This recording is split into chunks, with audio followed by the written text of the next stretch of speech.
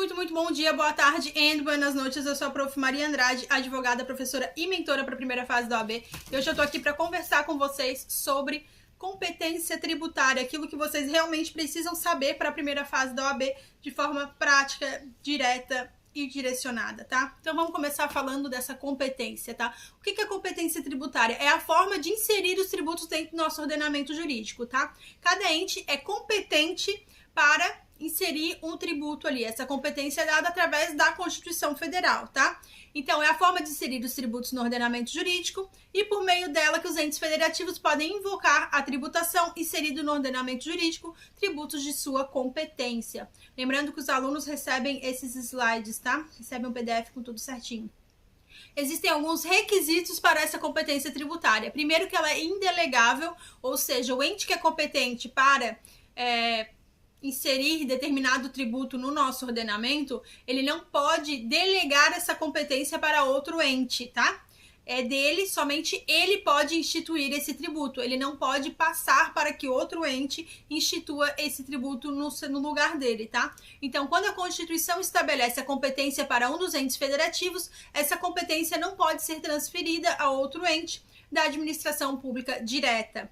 É a facultativa. Então, quando é facultativa, por quê? Porque o ente que recebe essa competência para instituir determinado tributo, ele pode instituir o tributo ou não. Ele tem essa faculdade, ele não é obrigada a instituir esse tributo, tá? Ele pode fazer isso ou não. Então, quando a Constituição estabelece que o ente federado tem competência para instituir o tributo, a Constituição ressalta no artigo 145 que o ente federado poderá ou não instituir esse tributo, mas ele não pode nunca renunciar, tá? Então, aqui, ó. Artigo 145, a União, a gente vai lendo sempre artigos no meio que é para ir fixando na mente de vocês, tá?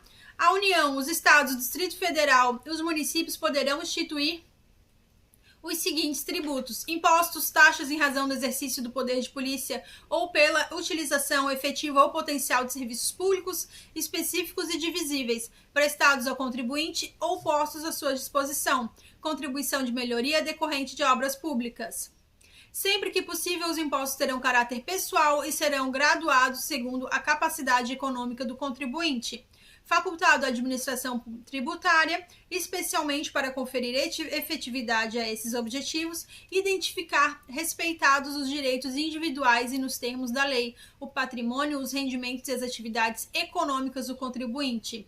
As taxas não poderão ter base de cálculo própria de impostos. Ele também tem outra característica, essa competência tributária tem outra característica que é incaducável. Ou seja, não existe um tempo para que aquele ente federativo que tem essa competência de se instituir determinado tributo, ele não tem um tempo para fazer isso, tá? Ah, se não fizer até tal dia vai perder. Não, é incaducável. Ele sempre vai ter essa competência lá pela Constituição Federal, a não ser que exista uma emenda à Constituição e se altere isso. Ele sempre vai ter essa competência. O que ele pode fazer é exercê-la ou não, porque lembrando, ele tem essa faculdade de inserir esse tributo no ordenamento jurídico ou não. Lembrando também que ele não pode delegar essa competência para outro ente, tá? E é inalterável, ou seja, uma lei infralegal ou infraconstitucional não pode alterar uma competência tributária estabelecida na Constituição, nem mesmo o Código Tributário Nacional, apenas emenda constitucional é que se poderia fazer tal alteração. A gente teve aí, por exemplo, uma reforma tributária que alterou alguns artigos ali do nosso CTN. Alterar artigos do CTN, que é o Código Tributário Nacional, não altera as competências ali inseridas na Constituição Federal. Só vai alterar essa competência na Constituição Federal através de emenda à Constituição. Então, se lá na questão vem escrito que alterado o código tal do CTN, foi alterada a competência para instituir tal tributo, deixando de ser para a União, passando para o Estado. Não, tá? É por Constituição e a Constituição só pode ser alterada por emenda constitucional, tá bem? Então, a competência tributária ela é inalterável a não ser que se faça uma emenda constitucional, tá? Ela também é irrenunciável. O ente da administração pública direta, ele não pode renunciar a essa competência. Ah, eu tenho direito, foi me dado o direito, né, de inserir tal tributo no ordenamento jurídico, mas eu vou renunciar. eu vou renunciar e não quero mais.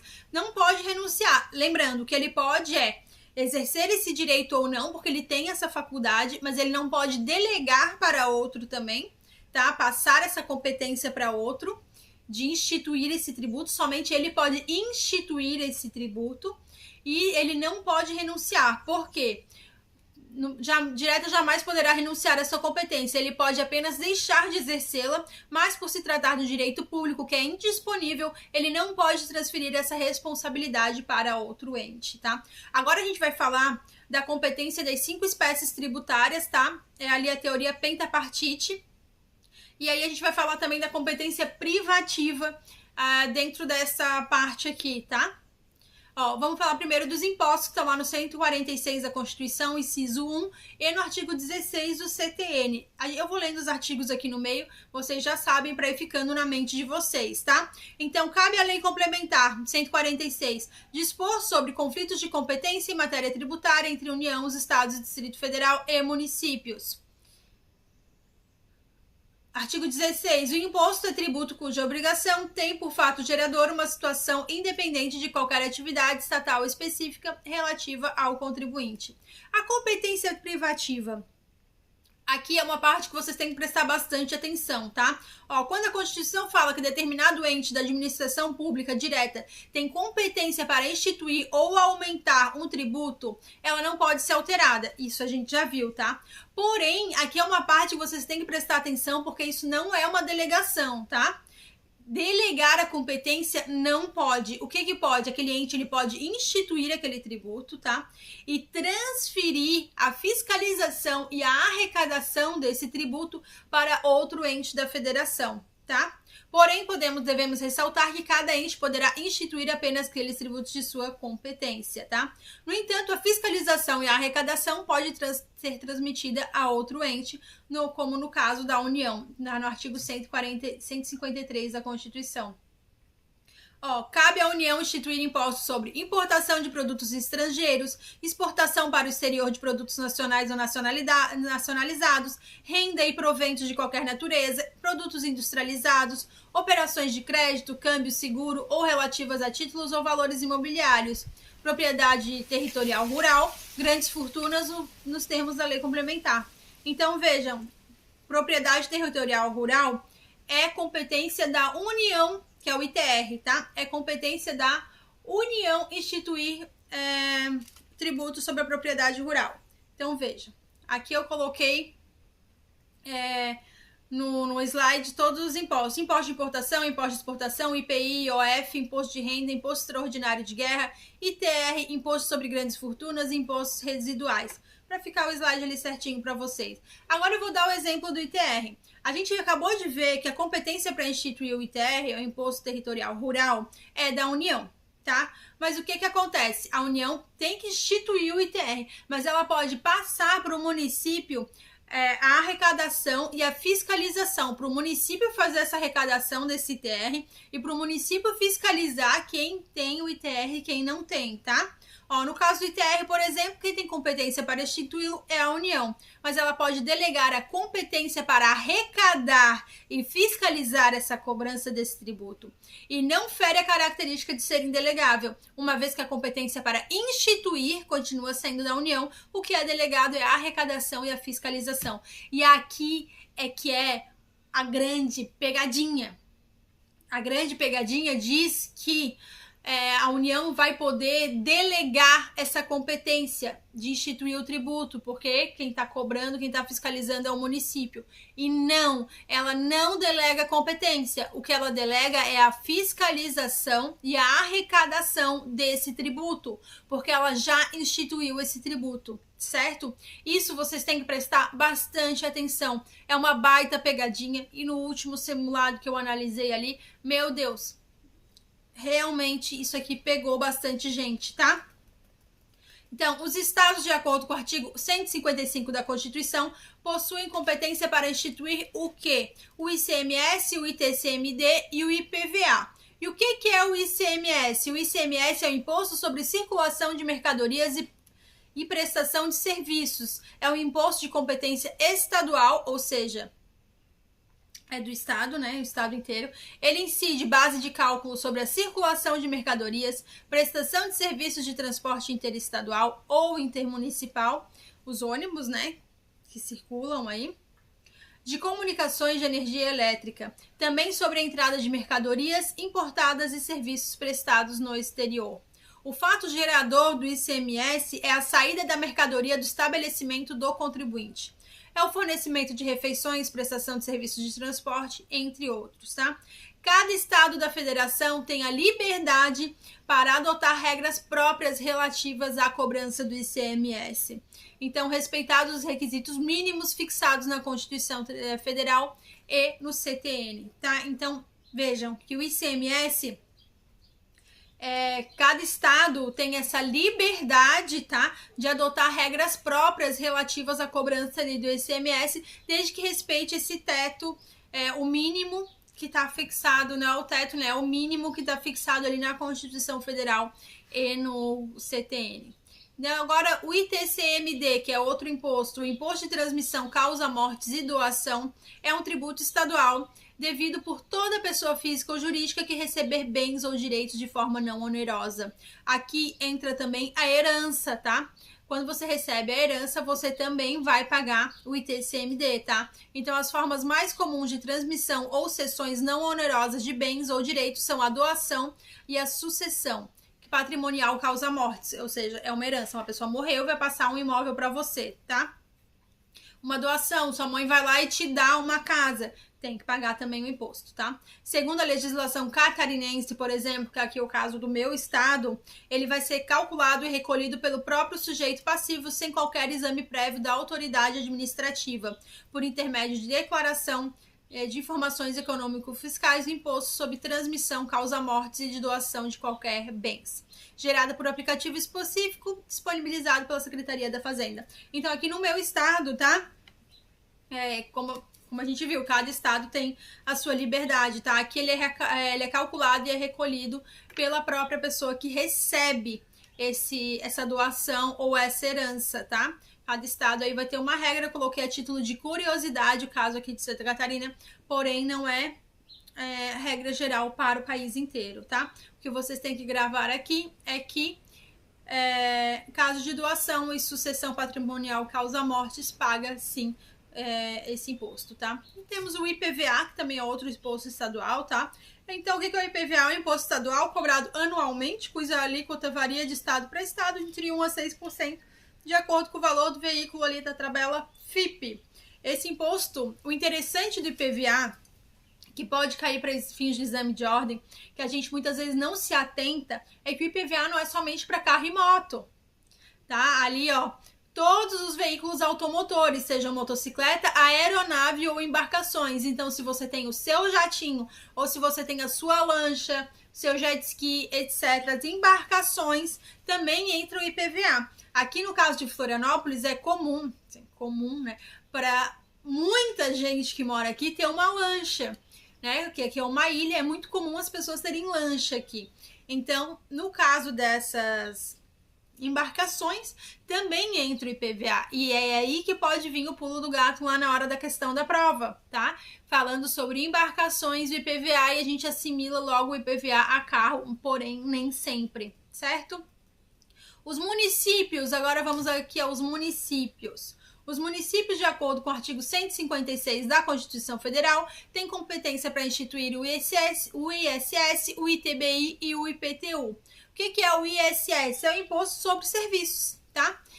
De qualquer natureza, que é o tributo que incide sobre a prestação de serviços em todo o território nacional. Tudo que você compra ali, você paga o ISS, tá? Ele é cobrado de empresas e profissionais autônomos que emitem nota fiscal de serviços, atingindo segmentos como consultoria, arquitetura, advocacia, transporte, construção, informática e serviços de saúde, por exemplo, tá? Seus valores recolhidos são destinados aos cofres das prefeituras, já que se trata de um imposto de competência municipal e do Distrito Federal, tá? No caso do Distrito Federal. Seus valores recolhidos são destinados aos cofres das prefeituras, exatamente. Desde 2003, a arrecadação do ISS era realizada no município em que se encontra a sede da empresa prestadora, tá? Na maioria dos casos. Só que isso foi alterado ali pela Lei Complementar 175, que foi sancionada em 2020, tá? Em que mudou essas regras do ISS. Porque imagina, se o produto saía daqui, de Florianópolis, e era vendido, sei lá em Camboriú, antes o ISS era recolhido aqui em Florianópolis. Depois ele passou a ser recolhido no município onde está o cliente, no destino, tá? Então, se aqui a minha empresa aqui de Florianópolis, eu prestei o serviço lá em Balneário, Camboriú, é lá que vai ser recolhido ISS e não mais aqui, tá? O que é o ITBI? É o Imposto de Transmissão de Bens Imóveis, tá? Trata-se de um imposto obrigatório que é cobrado do comprador de um imóvel pela prefeitura do local em que o imóvel está localizado. Ele tem previsão no artigo 156, inciso 2 da Constituição, tá? Ou seja, sempre que você compra um imóvel, você paga aí o ITBI. Porém, é preciso consultar a legislação da cidade que o imóvel está localizada, uma vez que o tributo é estipulado por cada município. Então, sempre que são esses tributos municipais e estaduais, a gente vê aqui a regra geral, porque muda de cidade e de estado para estado, tá? A gente só tem aqui uma regra geral. Como se trata de um imposto obrigatório, até mesmo quem compra um apartamento na planta, ou seja, que ele ainda não existe, deve pagá-lo. Nesse caso, o ITBI deve ser pago no momento da assinatura do contrato. Nos casos em que o comprador não paga o ITBI para a prefeitura, ele não pode transferir o bem para o seu nome, tá? É uma condição. E essa parte que eu coloquei na planta, porque já caiu o exame de ordem, falando que como o imóvel ainda estava na planta, ou seja, ele ainda não existia, como é que ia pagar o ITBI? Certo? Mas sim, paga ITBI mesmo de imóvel na planta, tá? O IPTU. O IPTU é o Imposto Predial e Territorial Urbano, né? É um imposto municipal cobrado anualmente dos proprietários dos imóveis residenciais e comerciais localizados nas zonas urbanas das cidades, tá? Zonas urbanas, porque quando é rural, não é o IPTU, quando é rural, quando o imóvel é rural, é o ITR, tá? O valor arrecadado vai direto para a prefeitura do seu município, que destina dinheiro para o pagamento de diferentes contas da administração pública, tá? A definição do território urbano é feita pelos municípios, mas conforme o CTN, que dispõe sobre a cobrança desse imposto no Brasil, a zona urbana precisa completar pelo menos 2 dos seguintes melhoramentos. Então, para ser considerado zona urbana, tem que ter pelo menos 2 dessas características aqui, ó. Meio fio ou calçamento com canalização de águas pluviais, abastecimento de água, sistema de esgotos sanitários, rede de iluminação pública, escola primária ou posto de saúde a uma distância máxima de 3 km do imóvel. Tá? Se não tiver pelo menos 2 dessas condições aqui, é considerado área rural. Tá? O Distrito Federal tem competência para instituir o quê? Tanto os tributos de competência dos estados como dos municípios. Isso está lá no artigo 147 da Constituição.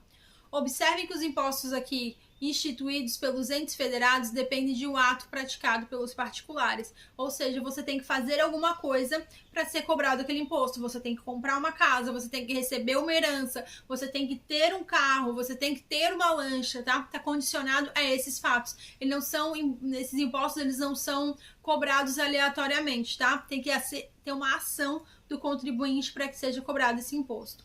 Por exemplo, o IPTU depende de você ter um imóvel, o IPVA depende de você ter um carro, tá? O imposto é uma espécie tributária não vinculativa, uma vez que as rendas auferidas pelos entes provenientes desses tributos não exigem uma destinação específica. Ou seja, você não paga o IPVA para consertar a rua, você não paga o IPTU para consertar a rua ou para o posto de saúde, tá? Isso é tudo arrecadado lá, cada um, o IPVA, no caso, o IPVA para o estado, o IPTU para o município, porém depois eles vão fazer a distribuição para decidir o que vai ser feito com isso. Ele não é vinculado a fazer algo em específico, tá? Isso é importante vocês prestarem atenção também. Agora vamos falar das taxas, tá? Que estão lá no artigo 145, inciso 2 da Constituição Federal. A União, os Estados, o Distrito Federal e os municípios poderão instituir os seguintes tributos: 1. Impostos. 2. Taxas em razão do exercício do poder de polícia ou pela utilização efetiva ou potencial de serviços públicos específicos e divisíveis prestados ao contribuintes ou postos à sua disposição. Ou seja, no caso aqui das taxas, elas possuem competência comum, tá? Todos os entes federados podem instituir as taxas, mas vai depender de duas situações que a gente vai ver agora. Artigo 77 e artigo 80 do CTN. As taxas cobradas pela União, pelos estados, pelo Distrito Federal ou pelos municípios, no âmbito de suas respectivas atribuições, têm como fato gerador o exercício regular do poder de polícia ou a utilização efetiva ou potencial de serviço público específico e divisível, prestado ao contribuinte ou posto à sua disposição. Parágrafo único. A taxa não pode ter base de cálculo fato gerador idênticos aos que correspondem ao imposto sem ser calculada em função do capital das empresas. Artigo 80. Para efeito da instituição da cobrança de taxas, consideram-se compreendidas no âmbito das atribuições da União, dos Estados, do Distrito Federal ou dos municípios, aquelas que, segundo a Constituição Federal, as Constituições dos Estados, as leis orgânicas do Distrito Federal e dos municípios, e a legislação com elas compatível, competem a cada uma dessas pessoas de direito público. Então, vamos falar primeiro do poder de polícia, tá? Em razão do exercício regular do poder de polícia. A atividade administrativa que enseja a cobrança dessa taxa, por exemplo, a emissão do alvará de funcionamento, taxa para emissão de passaporte, tá? Essa é uma taxa ali em razão do exercício do efetivo exercício regular do poder de polícia, tá? Serviço público, não é qualquer serviço público que pode cobrar taxa, tá? É somente o específico, por exemplo. O serviço prestado pode ser facilmente verificado e divisível. É possível verificar como foi prestado deste serviço a cada um dos usuários. Da mesma forma, para que seja justificada a cobrança dessa taxa, o serviço público deve ser prestado de fato ou colocado à disposição do contribuinte. A gente vai dar um exemplo aqui, ó, do serviço de segurança pública não pode ser cobrado como taxa, né? A polícia ter policiamento, porque não é possível fazer uma individualização do que cada usuário utilizou do policiamento no local, tá? Taxa é diferente de tarifa. Aqui é a súmula 545. Preços de serviços públicos e taxas não se confundem, porque estas, diferentemente daquelas, são compulsórias e têm uma cobrança condicionada à prévia autorização orçamentária em relação à lei que as institui. A prestação de serviço feita diretamente pelo Estado nunca poderá ser cobrado mediante tarifa, mas apenas mediante taxa. Contribuições de melhoria estão lá no artigo 145, inciso 3 da Constituição Federal e no artigo 81 e 82 do CTN. Então, o artigo 145, que a gente já leu algumas vezes, a gente vai continuar relendo ele até gravar, tá? A União, os Estados, o Distrito Federal e os municípios poderão instituir os seguintes tributos: 1. Impostos. 2. Taxas, em razão do exercício do poder de polícia ou pela utilização efetiva ou potencial de serviços públicos específicos e divisíveis prestados ao contribuinte ou postos à sua disposição. E 3. Contribuições de melhoria decorrentes de obras públicas. É um tributo exigido aos contribuintes que de algum modo tiveram uma valorização no seu imóvel em razão de uma obra pública realizada próxima à sua residência. Então, vamos supor, aqui a minha casa, né, o meu terreno, ele valorizou muito, o valor dele valorizou demais, porque o Estado, né, um ente aí da federação, o governo, fez no terreno da frente, sei lá, um monumento, uma praça, uma coisa maravilhosa, que assim, ó, valorizou demais o meu imóvel. Meu imóvel passou a valer 3 vezes mais por causa dessa obra pública que teve aqui, tá? Então, é utilizado a base de cálculo ao valor do imóvel antes e depois da obra. Para que o ente federado possa instituir esse tributo, ele precisa respeitar os seguintes limites estabelecidos no artigo 81 do CTN, tá? A contribuição de melhoria cobrada pela União, pelos estados, pelo Distrito Federal ou pelos municípios, no âmbito de suas respectivas atribuições, é instituída para fazer face ao custo das obras públicas e que decorra valorização imobiliária, tendo como limite total a despesa realizada e como limite individual o acréscimo do valor a que a obra pode ressaltar no imóvel beneficiado. Ou seja, pode cobrar apenas pode cobrar um valor que de fato teve acrescido no seu imóvel, ou seja, só pode cobrar aquele valor a mais que o meu imóvel passou a valer. Ou seja, se ele valia 1,5 milhão e ele passou a valer 2 milhões, somente esses 500 mil que eu posso ter que pagar de contribuição de melhoria. Outro é o limite global da obra, tá? Então, se essa obra que foi feita aqui perto para valorizar o meu imóvel custou 250 mil, o máximo que eu vou ter que pagar é 250 mil, não importando que o meu imóvel valorizou 500 mil, tá? Porque o limite é o valor total da obra. Aqui o outro é o limite global. Aqui o valor arrecadado por todos os contribuintes abrangidos pela melhoria não pode ultrapassar o custo total da obra. A cobrança só se justifica após a conclusão da obra. Isso é outra coisa importante a se lembrar, tá? Se a obra ainda não foi concluída, é uma estimativa do que o meu imóvel vai passar a valer depois dessa obra, não se pode cobrar ainda uma contribuição de melhoria. Ela está vinculada ao término da obra, tá? Essa obra tem que terminar para poder ser cobrada. O artigo está no artigo 9º do decreto 995 de 67. Todos os valores arrecadados devem ser revertidos para essa obra. Então tem essa condicionante também. Esse valor arrecadado de contribuição de melhoria tem que ser especificamente para pagar os custos dessa obra. Ele não pode ser para outra coisa, tá? Vamos ler aqui o decreto-lei que fala sobre contribuição de melhoria, tá? Executada a obra de melhoramento na sua totalidade ou em parte suficiente para beneficiar determinados imóveis de modo a justificar o início da cobrança da contribuição de melhoria, proceder-se-á ao lançamento referente a esses imóveis depois de publicado o respectivo demonstrativo de custos. Agora vamos ao 4, empréstimos compulsórios, está lá no artigo 148 da Constituição Federal. A União, mediante lei complementar, poderá instituir empréstimos compulsórios. 1. Para atender às despesas extraordinárias decorrentes de calamidade pública, de guerra externa ou de sua iminência. 2. No caso de investimento público de caráter urgente e de relevante interesse nacional, observado o artigo 150, inciso 3, a linha B da Constituição Federal. Parágrafo único. A aplicação dos recursos provenientes de empréstimo compulsório será vinculada à despesa que fundamentou a sua instituição. Então, competência exclusiva é que cabe exclusivamente, tá, à União, de acordo aqui com o artigo 148, estabelecer os empréstimos compulsórios. As situações que ele pode ser instituído ali, calamidade pública, tá? Aqui, nesse caso de calamidade pública, o parágrafo 1º, o artigo 150, parágrafo 1º, traz uma exceção tanto à anterioridade anual quanto à nonagesimal, tá? Porque ele pode ser exigido de imediato, porque, vejam, é para uma coisa de extrema urgência, iminência de guerra, ou estado de guerra, ou calamidade pública. São coisas que não vão poder esperar até o ano que vem, ou poder esperar ali os 90 dias, tá? Então, o artigo 150, parágrafo 1º, traz essa exceção. Então, sem prejuízo de outras garantias asseguradas ao contribuinte, é vedado à União, aos estados, ao Distrito Federal e aos municípios.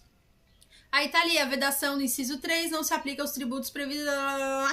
Coloquei ali o artigo, mas apenas citações, tá? É um investimento urgente, ou seja, ou de relevante interesse nacional, que deve observar a anterioridade nonagesimal como anual. Por se tratar de um empréstimo, tá?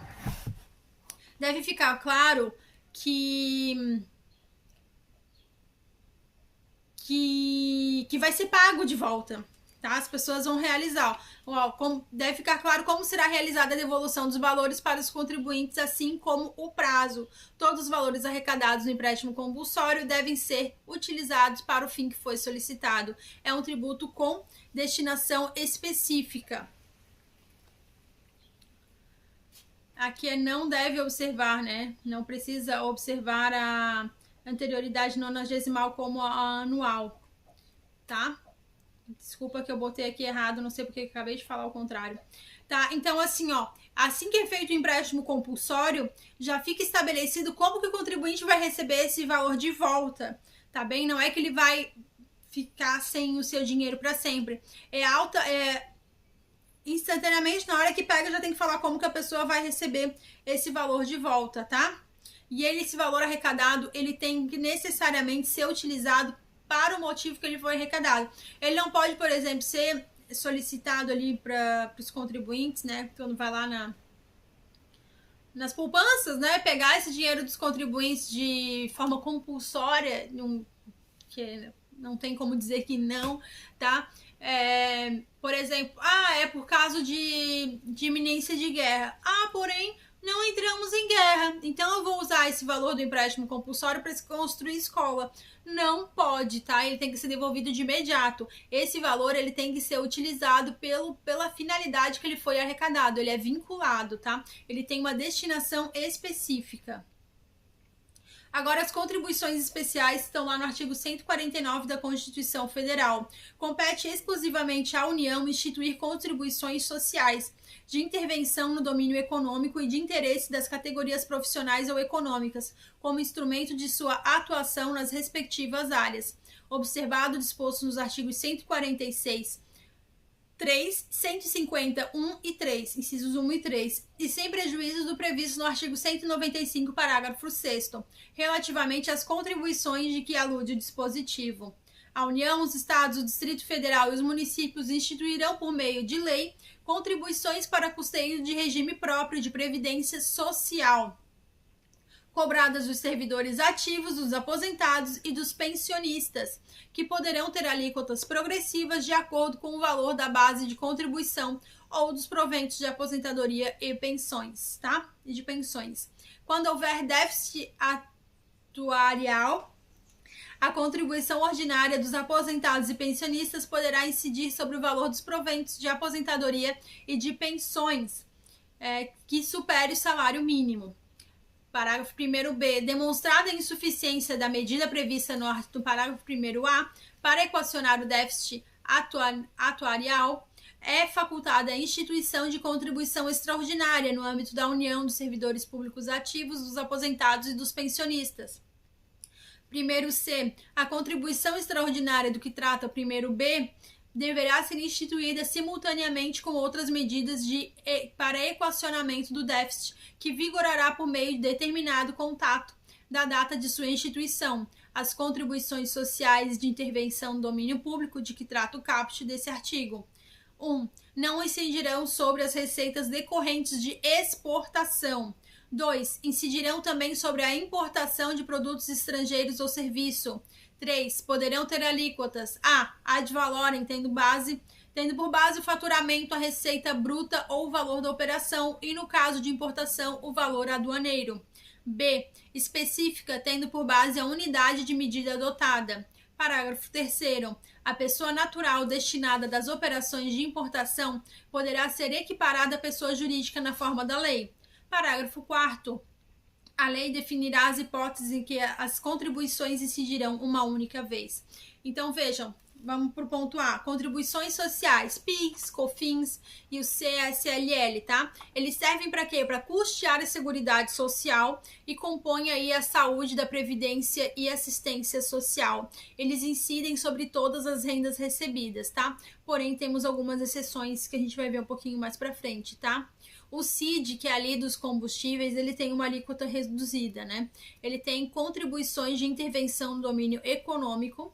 A mais comum do que a gente tem do CID de combustíveis é que tem alíquota reduzida através de um mero decreto do Poder Executivo, que foi uma coisa que a gente viu acontecer aí acho que foi na época ali da pandemia, né?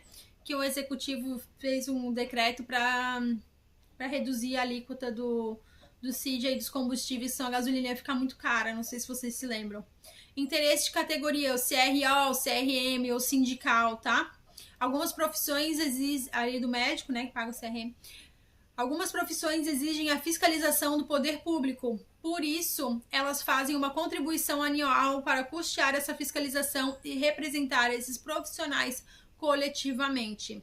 E nós temos a residual também, o DEA residual, que está no artigo 195, parágrafo 4 da Constituição Federal, que a União pode instituir outras formas de arrecadação para o custeio da sua Seguridade Social. E diz lá no artigo 195, a Seguridade Social será financiada por toda a sociedade, de forma direta e indireta, nos termos da lei, mediante recursos provenientes dos orçamentos da União, dos Estados, do Distrito Federal e dos municípios, e das seguintes contribuições sociais. Parágrafo 4º. A lei poderá instituir outras fontes destinadas a garantir a manutenção ou expansão da sociedade da Seguridade Social, obedecido o disposto no artigo 154.1. Agora vamos para o COSIP, tá? Tá lá no artigo 149 e também na súmula 41 súmula vinculante 41 do STF, tá? É uma contribuição, é aquela que fala da iluminação pública, né, dos postos de luz pública, tá? É uma cobrança feita mediante taxa, foi considerado inconstitucional fazer essa cobrança do COSIP por taxa, tá bem? Isso aqui é importante lembrar que volta e meia cai em prova. Então, artigo 149-A. Os municípios e o Distrito Federal poderão instituir contribuição na forma das respectivas leis para custeio do serviço de iluminação pública, observado o disposto. Perdão, gente, eu gravo direto e não gosto de cortar, tá? Então, os municípios do Distrito Federal poderão instituir contribuição na forma das respectivas leis para custeio do serviço público de iluminação pública. É facultada a cobrança da contribuição a que se refere o CAPT na fatura de consumo de energia elétrica. É normalmente onde a gente paga, tá? Aqui em Florianópolis eu pago assim. Súmula vinculante 41, serviço de iluminação pública não pode ser remunerado mediante taxa. Isso aqui é algo que vocês têm que prestar atenção, tá? Que não pode pagar assim, essa parte de iluminação pública por taxa, porque volta e meia cai em questão de prova, tá? E o CSP-SP, que é dos estados e dos municípios, são contribuições, tá? Sociais previdenciárias dos servidores públicos, tanto dos estados como dos municípios, tá? Tem destinação específica, não podem ser utilizados para finalidade diversa daquelas que originou. Então, é somente mesmo para essa previdência deles, tá? Exceções que não são de competência exclusiva da União. É o COSIP, o CSP-SP. Os impostos ali dos municípios e do Distrito Federal e dos estados e municípios, tá bem? Então aí eu deixei um muitas graças pra vocês, desculpa nessa parte final aqui ter tido o cachorro latiu porque chegou gente ali, mas eu fui bem direto ao ponto, tá? Tentei aí ao máximo direto ao ponto com vocês. É uma matéria que merece uma revisão, volta e meia tem que dar uma revisada e costuma cair bastante para fins de exame de ordem na primeira fase, tá? Então, um beijo da prof, a gente se vê na próxima aula.